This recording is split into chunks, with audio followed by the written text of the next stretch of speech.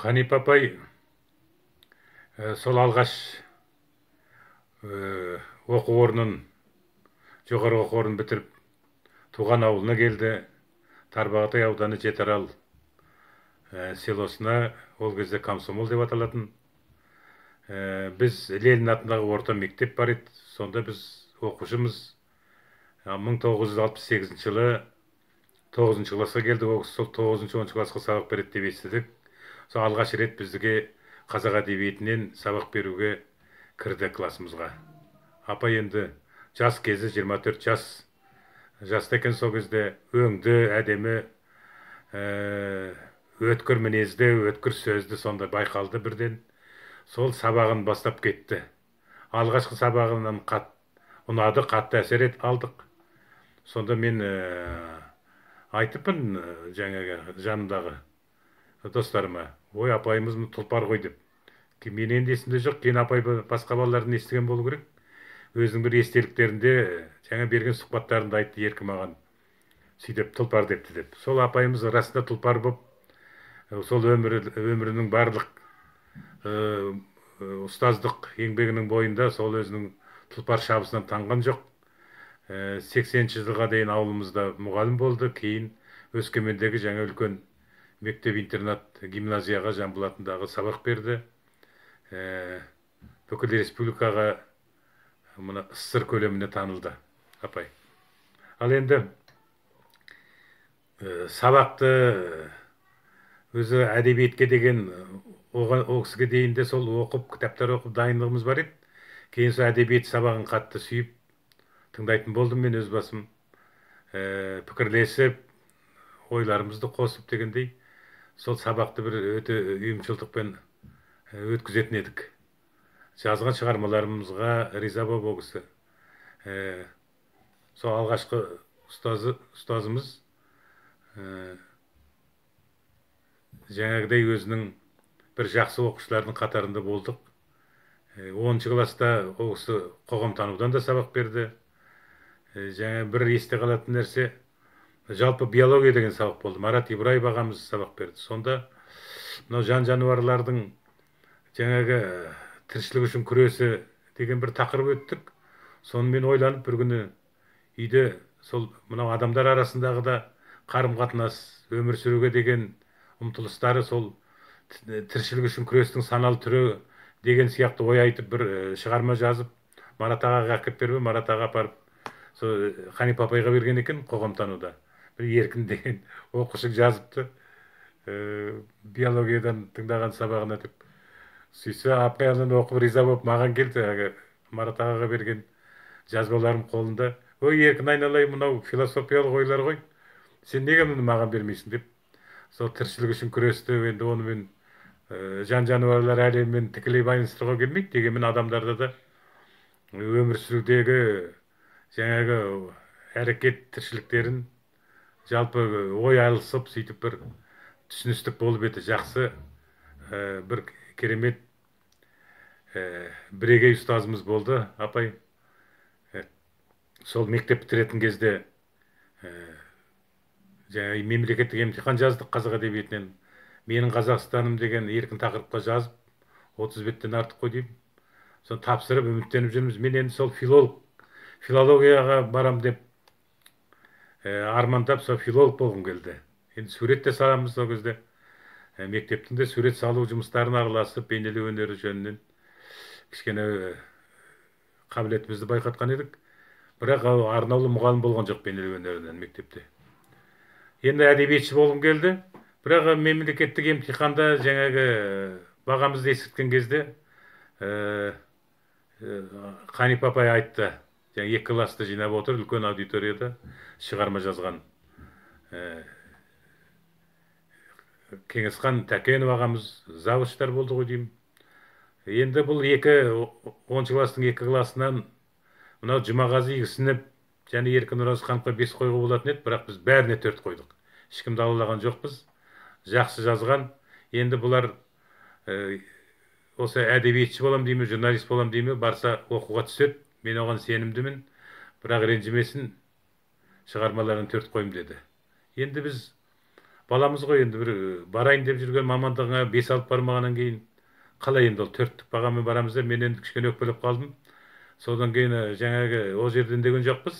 Тарағаннан кейін жұртшылық мен мұғалімдер бөлмесіне бардым. Апайдан сұрайыншы, мүмкін ана шығармамда қандай қателіктер болды білейін деп. Барсам апай ол мұғалімдер бөлмесі, ар жағында директор бөлмесі. Директор бөлмесінде телефон бар, сол біреуге звондайын деп, сол телефонда отыр екен ол кісі. Сосын апай ұлсат па дедім, иә келе ғой деді. Сосын мен мына шығармама неге 4 қойдыңыз, соны білейін деп 4-те 4 деп баға қойыпты. Қандай қателік кемшіліктері бар деп апай енді ештеңе етпейді еркін, ол сен түсесің, мен білем сені. Барсаң сол 4-ке, казгуге барсаң филологияға 4-ке жазасың сен, ол түсіп кетесің деді. Жоқ апай, қандай кемшілікті айтыңызшы деймін ғой.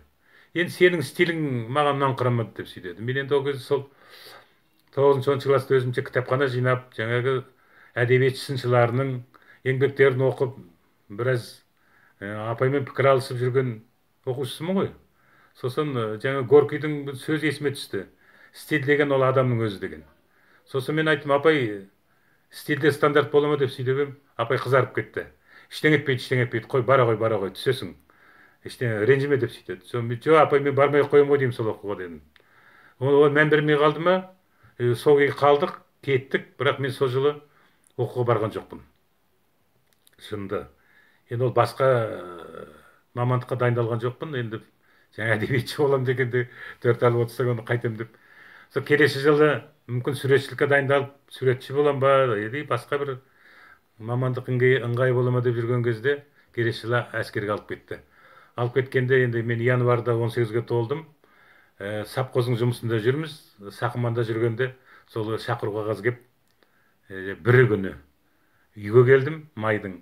Екісі күні алғашқылар болып жібереді екен. Сол мен мектепке барып, қоштасып шығайын деп едім, сол апай кездесіп қалып, айттым, апай, мен әскерге кетіп бара жатырмын деп.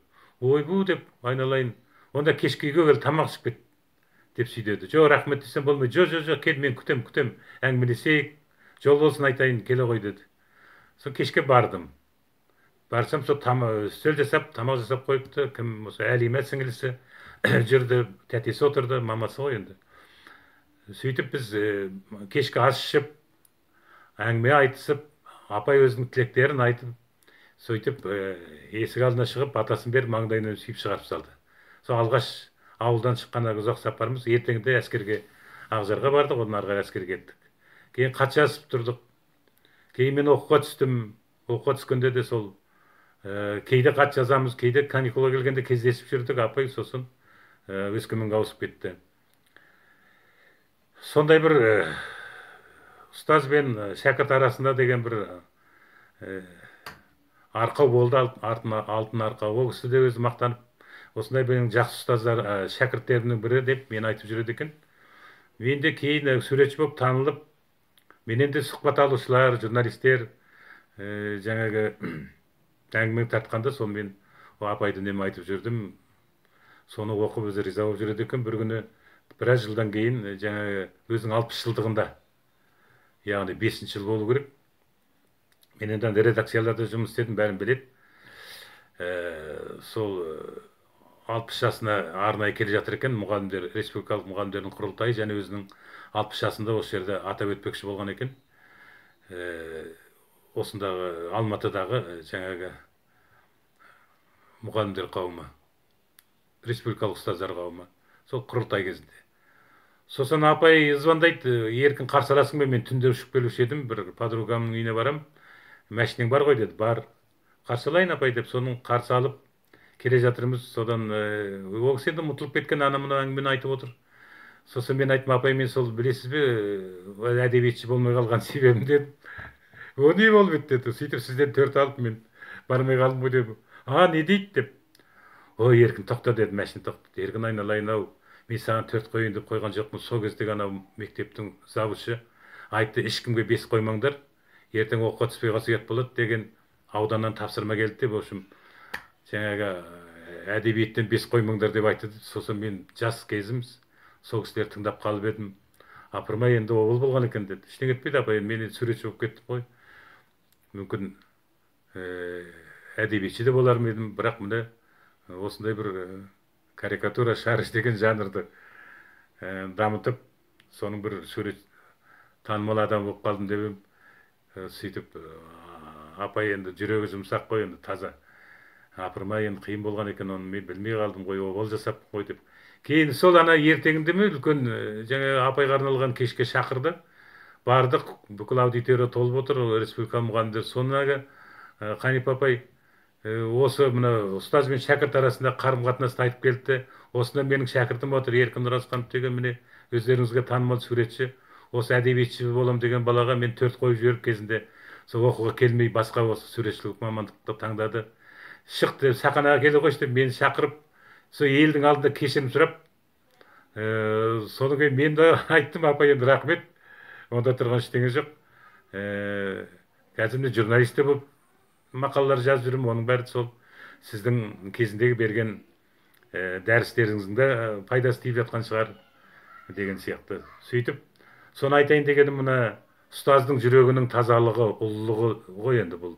Соны бір баланың көңілінде болса да жаңа қаяу түспесін, таза жүрсін деп соны өмір бақи ойлап жүргені. Талай жерде де айтып жүреді екен. Кейін мен Өскеменде көрме жасағанда да келді. Сонда да еске алып жатыр. Сөйтіп жүрген апайымыздың міне биыл 75 жылдығын атап өтіп жатыр қауым. Сол енді құтты болсын, артында қалған ел жұртына, шәкірттеріне, халқына. Апайдың есімі, аяулы есімі әрине тарихтан өшпеуге тиіс. Өздерінің ұстаздық мынау еңбегі керемет қалды.